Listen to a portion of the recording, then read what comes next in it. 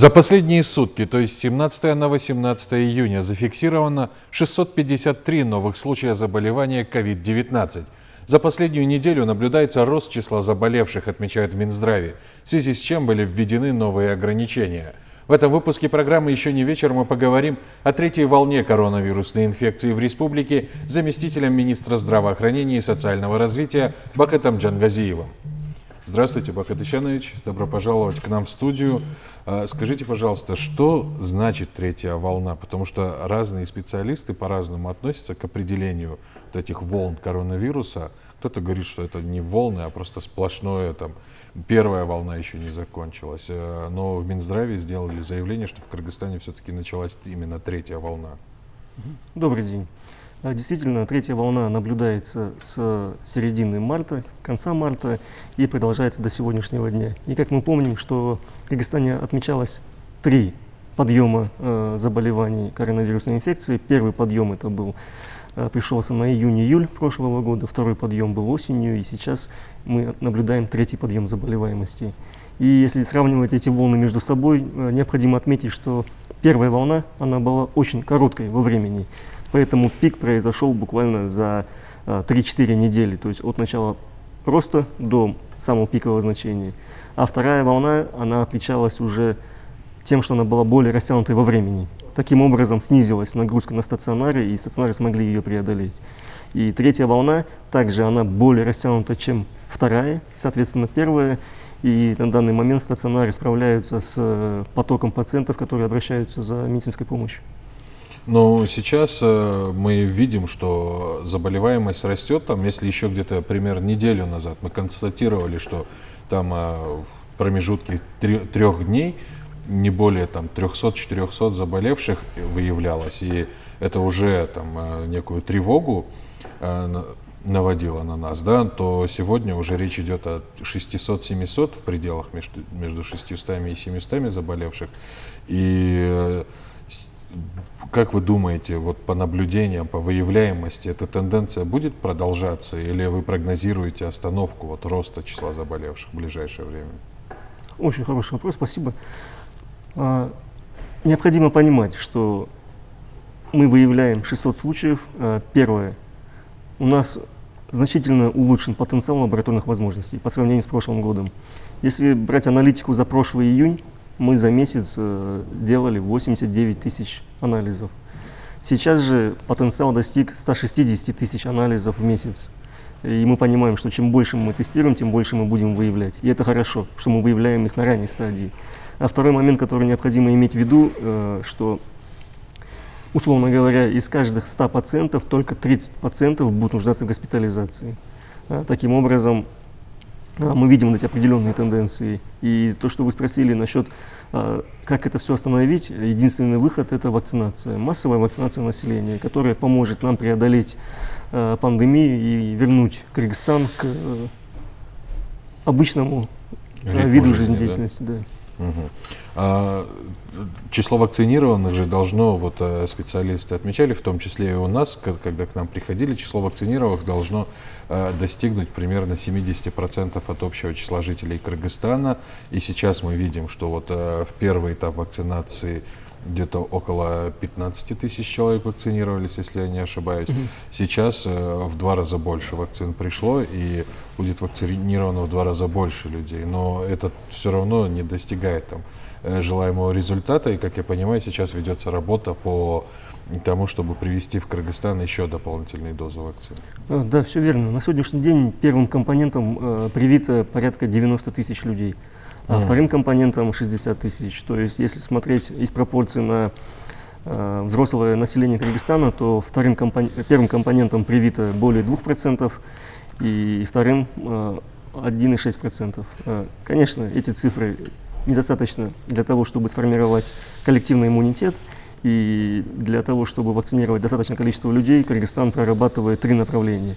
Первое направление – это механизм COVAX, это субнациональная платформа, которая аккумулирует в себе контракты всех заводов-производителей.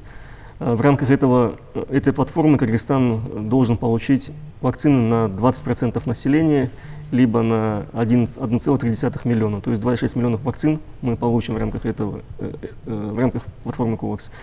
Второй вариант, который мы прорабатываем, это межправительственные соглашения и закуп вакцин при помощи за счет бюджета.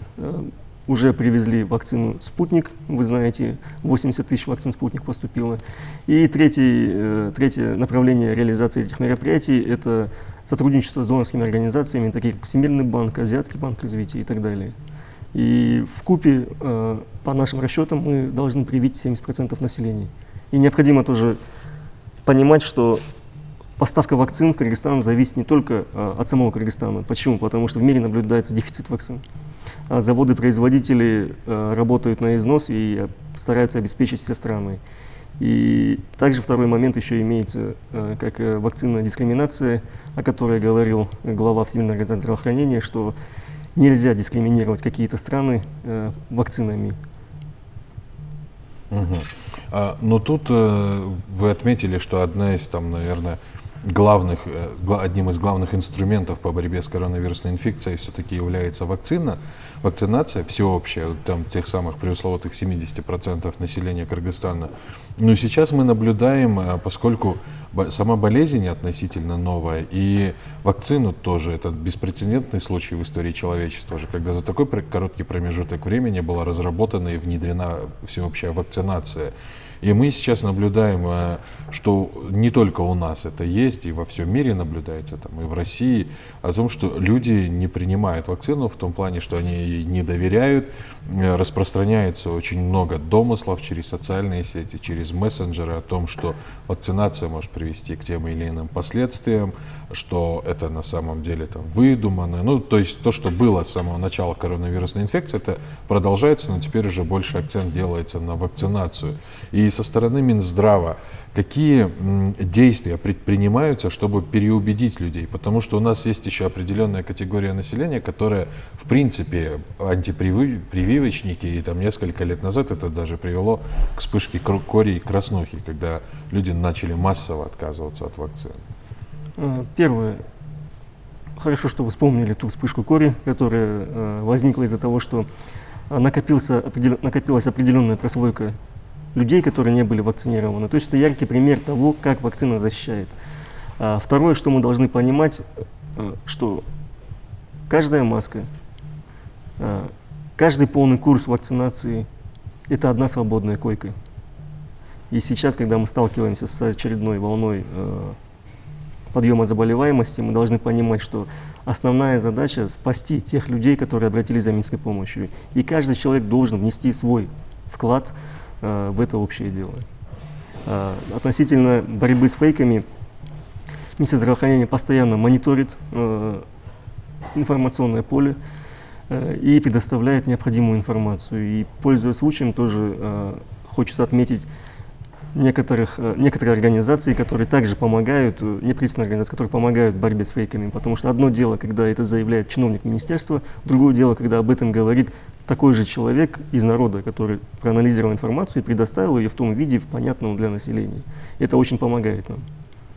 Ну, стоит еще отметить, я проанализировал наши там предыдущие общения с Министерством здравоохранения, наши интервью с представителями Минздрава и там соответствующих медицинских учреждений, что мы еще упустили, оказывается, один момент все вместе. Вакцинация не только от коронавирусной инфекции, но и в принципе не все люди там по состоянию здоровья могут вакцинироваться. У некоторых участий населения есть так называемый медицинский отвод, там по разным причинам медицинского характера. И здесь, мне кажется, нужно еще подчеркнуть этот момент, что вакцинируясь, например, 5 человек из 6, один человек по каким-то причинам не может вакцинироваться, то мы впятером все вместе защитим этого человека. Это касается не только просто наших коллег, это касается и наших родителей, и наших детей, и наших друзей, ну и в принципе всего населения Кыргызской республики. Да, все верно. Поэтому и ученые говорят о том, что коллективный иммунитет достигается при вакцинации 70% населения. То есть мы понимаем, что 100% населения вакцинировать практически невозможно. У кого-то есть определенные соображения, у некоторых есть какие-то состояния здоровья, которые не позволяют вакцинироваться. И да, и чем больше мы вакцинируемся, тем мы быстрее преодолеем это. И вы правильно затронули тему социальной ответственности каждого человека.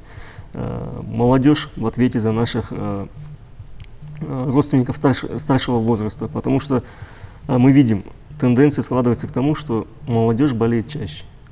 Но определенные мутации вируса приводят к тому, что молодые люди не понимают, что это ковид. То есть потеря обоняния и вкуса уже стала не самым распространенным симптомом. И поэтому они путают его с гриппом. Но при этом они несут риск для своих старших родственников. И мы наблюдаем эту закономерность, что летальность среди взрослых людей гораздо выше, чем среди молодежи. И таким образом, таким образом вот этот пазл складывается. Но необходимо отметить, что, если вы помните цифры прошлого года, при 700 случаях мы теряли порядка 20 человек в день. Сейчас при 700 случаях мы все еще теряем 7-8 человек. Конечно, есть разница, но наша задача добиться того, чтобы не было летальных случаев. И очень нас вдохновляет пример Израиля, где вакцинировано 50-60% населения, и к сегодняшнему дню впервые за 10 месяцев там нету ни одного летального случая. Впервые за 10 месяцев. То есть уже показывает, что 50% населения вакцинировано, и уже будет результат. Давайте остановимся немножко подробнее об ограничениях, которые сейчас были вынуждены ввести власти в связи с увеличением количества заболевших. Тут тоже есть различного рода критика в адрес властей, что этими ограничениями ничего нельзя добиться, но мне кажется, тут дело даже не совсем в ограничениях, потому что от нашей беспечности, там, от среднестатистического гражданина, да, и от отсутствия социальной ответственности приходится идти на такие меры, которые бьют и по бизнесменам, и по обычным гражданам, и вследствие, следствие в долгосрочной перспективе и на экономику страны влияют достаточно серьезно, особенно сейчас, в летний период, когда вот-вот начнется туристический сезон, он уже начался, и вот-вот там наступит его разгар. Расскажите, как вот эти меры, чтобы более популярно объяснить нашим зрителям, как эти меры помогут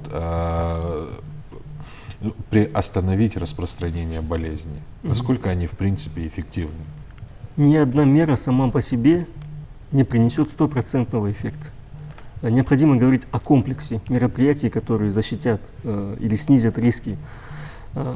Одно из последних решений штаба города Бишкек это было ограничить работу увеселительных заведений после 11 часов вечера. Мы должны понимать, что есть сферы деятельности, которые обеспечивают жизнедеятельность человека, а есть сферы деятельности, которые направлены лишь на его развлечение. И мы понимаем, что мы пережили локдаун, он дался нелегко, последствия до сих пор мы ощущаем.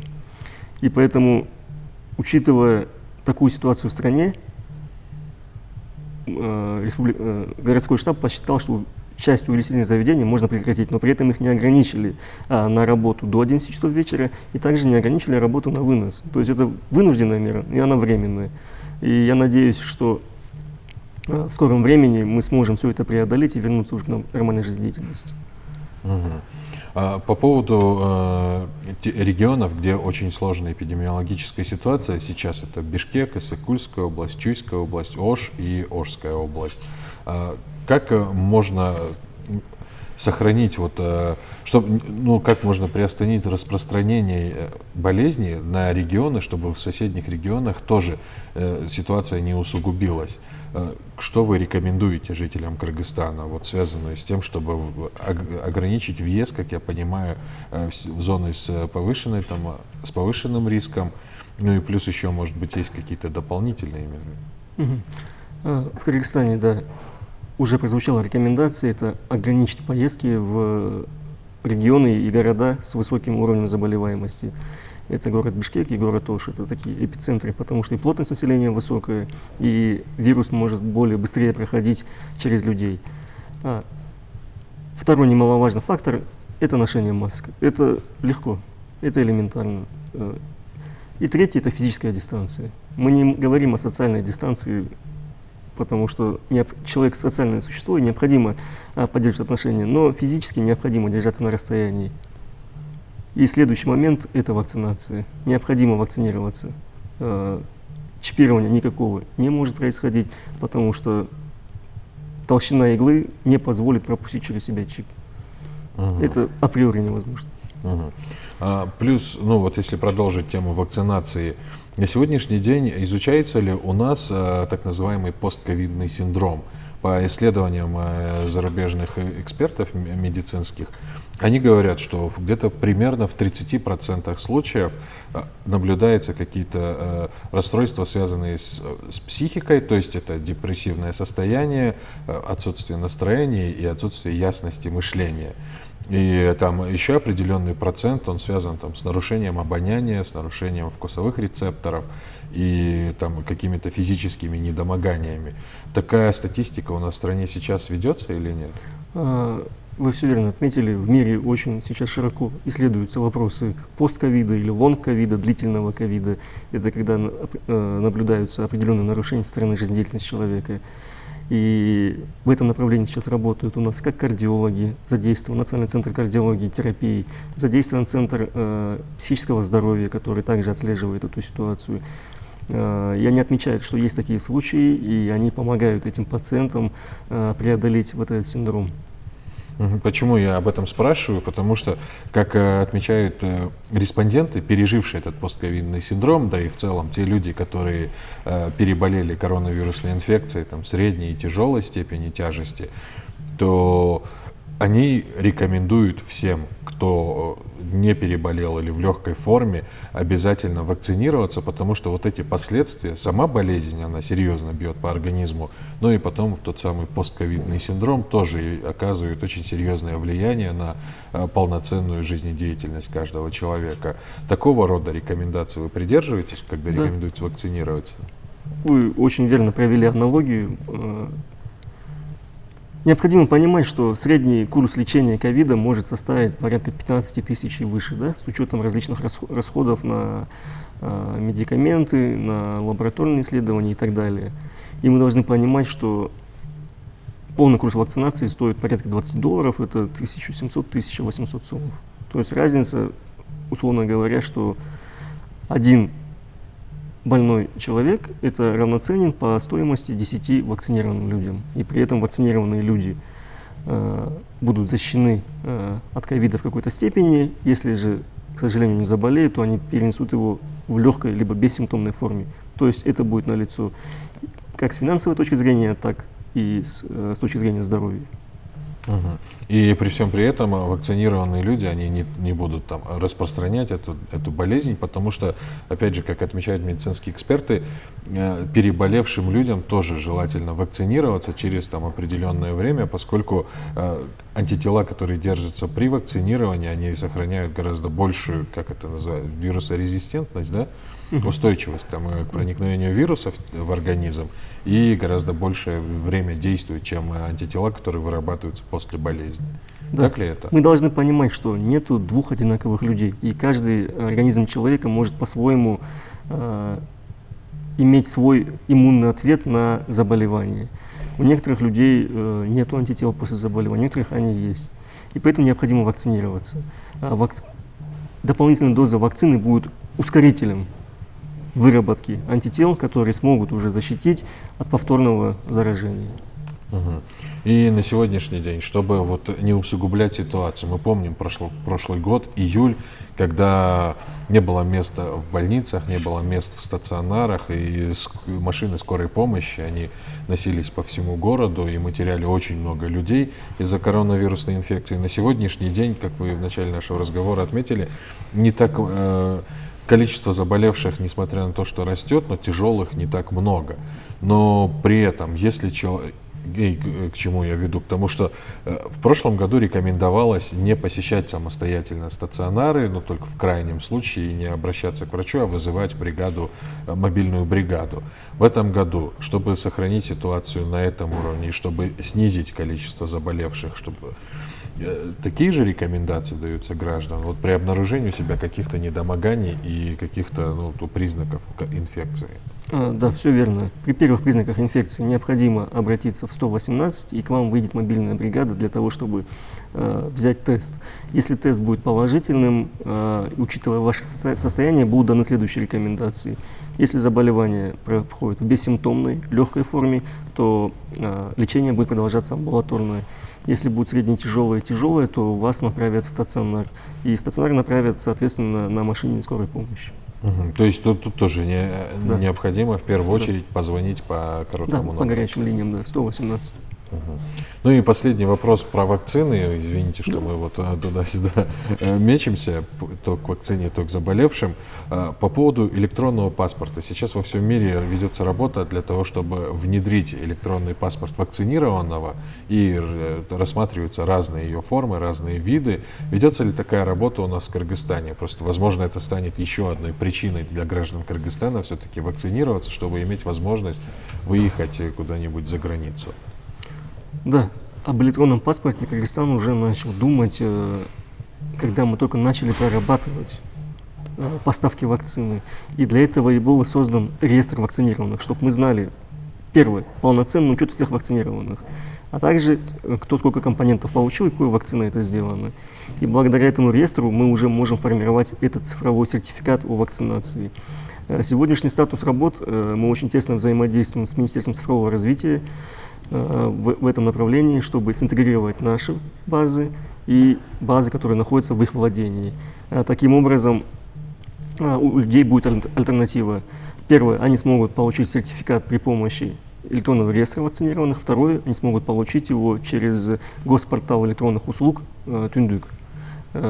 Сейчас, вы знаете, мы утвердили уже форму самого сертификата. Осталось наладить интеграцию между собой, и кыргызстанцы смогут в скором времени воспользоваться этой услугой. Ну, при условии, если они вакцинируются, Если они, попадут да. в этот реестр Да. вакцинированных. Ну и последний вопрос по поводу вакцины. Сейчас вакцинация ведется на бесплатной основе и только в государственных медицинских учреждениях. В самом начале, когда речь шла о вакцинации, Минздрав говорил о том, что будут еще и подключены частные лаборатории, где можно будет получить вакцину на платной основе. Сейчас включены ли частные лаборатории, и помимо Синофарма и Спутник Ви планируется ли ввозить в Кыргызстан другие вакцины тоже? Действительно, сейчас вакцина делается государственными организациями полностью на бесплатной основе. Это необходимо понимать. В случае обнаружения иных фактов необходимо сообщать об этом. Относительно передачи части вакцинации в частные руки, тут необходимо работать в том направлении, чтобы сам завод-производитель смог в первую очередь поставить вакцину частному лицу. На сегодняшний день, ввиду дефицита, заводы не готовы работать напрямую с частными лицами, потому что объемы поставок будут очень маленькими, поэтому здесь работают межправительственные соглашения.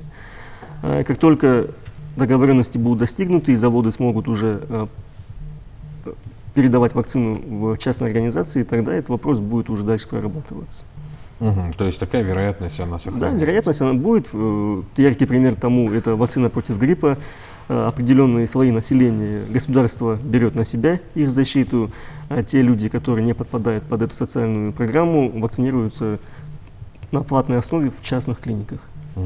И вакцинироваться тогда сейчас может любой желающий, без ограничений? Или есть все-таки какие-то ограничения? В Кыргызстане кампания вакцинации поделена на 3 этапа. И в первую очередь мы должны вакцинировать медицинских работников и лиц, которые обеспечивают нормальную жизнедеятельность страны. И вторым этапом мы вакцинируем лиц старше 65 лет, а также лиц, у которых имеются хронические заболевания. На это будет направлена вакцина «Спутник Ви». При поступлении вакцины «Синофарм», да, все желающие смогут получать вакцинацию независимо от места жительства. Спасибо вам большое, что ответили на наши вопросы. Я надеюсь, что так или иначе определенные мысли до наших зрителей по поводу бережного отношения в первую очередь к своему здоровью и о необходимости вакцинации нам удалось донести. Я напоминаю, что мы говорили о 3-й волне коронавирусной инфекции в республике с заместителем министра здравоохранения и социального развития Бакытом Джангазиевым. Это была программа «Еще не вечер». Эфир Алто 24 продолжается. Берегите себя, будьте здоровы.